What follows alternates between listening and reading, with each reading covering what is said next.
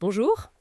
Aujourd'hui, on se penche sur un document qu'on reçoit tous les mois, mais qui, avouons-le, est pas toujours simple à déchiffrer. Le bulletin de salaire français. Ah oui, le fameux bulletin de paye. Exactement. Et pour y voir plus clair, on va s'appuyer sur des infos tirées d'un document de référence, comprendre son bulletin de salaire. L'idée, c'est vraiment de décortiquer les points essentiels. Pour mieux gérer sa carrière, ses finances, c'est ça? Tout à le fait. Alors, ce bulletin, c'est le récap mensuel de l'employeur. Il y a les infos de base, l'entreprise, le salarié, le numéro de sécu. Les identifications, Et oui. puis, il y a ce chiffre clé, le salaire brut. Ok, décortiquons ça. Qu'est-ce que c'est précisément ce salaire brut? Alors, le salaire brut, c'est vraiment la base de tout. C'est le montant total qui est convenu dans votre contrat avant toute déduction. D'accord. Et il est super important parce que c'est sur lui qu'on va calculer toutes les cotisations sociales et aussi l'impôt prélevé à la source. Donc comprendre ce chiffre, c'est comprendre la valeur de base de son travail en quelque sorte. C'est exactement ça. La rémunération globale avant les prélèvements. Bon, et après le brut, justement, on arrive à cette partie qui interroge souvent, les déductions, les cotisations sociales. Oui, c'est là que ça se complique un peu pour certains. Ces cotisations, ce sont des prélèvements obligatoires. Obligatoire, d'accord. Oui, et elles sont calculées en pourcentage du brut. Une partie est payée par le salarié, une autre par l'employeur. Et ça sert à quoi concrètement? Ça finance notre modèle de protection sociale. La maladie, le chômage, la retraite. Ce qui est fascinant ici, c'est que c'est un système solidaire. On mutualise les risques, en fait. C'est un pacte collectif, si on veut. Tout à fait. Le document qu'on a consulté détaille les principales. On peut commencer par l'assurance maladie. On sait que ça finance les soins, mais Concrètement, oui, ça permet la prise en charge d'une bonne partie des dépenses de santé. Les consultations chez le médecin, les médicaments, l'hôpital. mhm, C'est ce qui assure en principe l'accès aux soins pour tous. C'est fondamental. ok.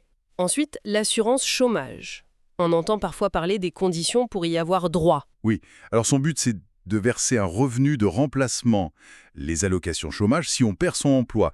Mais attention, perte involontaire. Ah oui, important. Et il faut avoir cotisé suffisamment longtemps avant.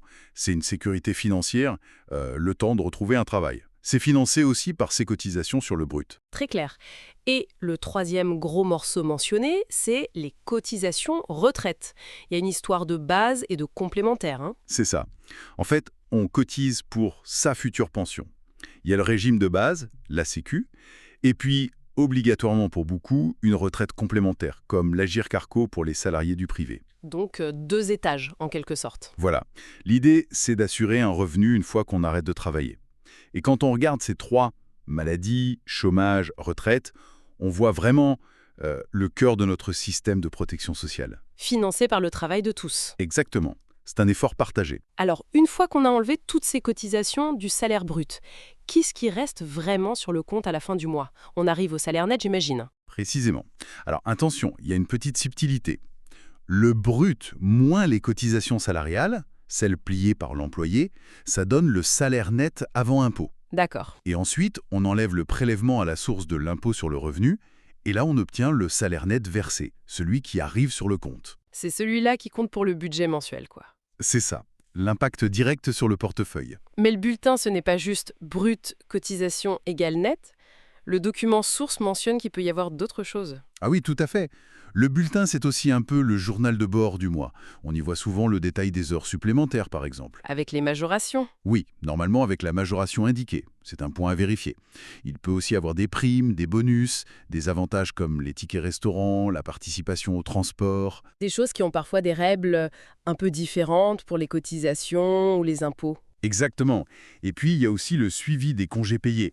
Combien on en a acquis, combien on a pris, combien il en reste. C'est une info clé aussi. Donc au final, ça vaut vraiment le coup de prendre quelques minutes pour analyser son bulletin, pour comprendre ce qu'on touche, vérifier que tout est juste et connaître ses droits. Absolument. Et si une ligne n'est pas claire, il ne faut pas hésiter à demander des explications à son employeur, ou service P, ou RH. C'est leur rôle aussi. Tout à fait. Et pour prendre un peu de hauteur peut-être, au-delà de notre situation individuelle, la façon dont ces cotisations sont détaillées, maladie, chômage, retraite, famille parfois, ça dit quelque chose, non? C'est-à-dire, Ça soulève une question intéressante.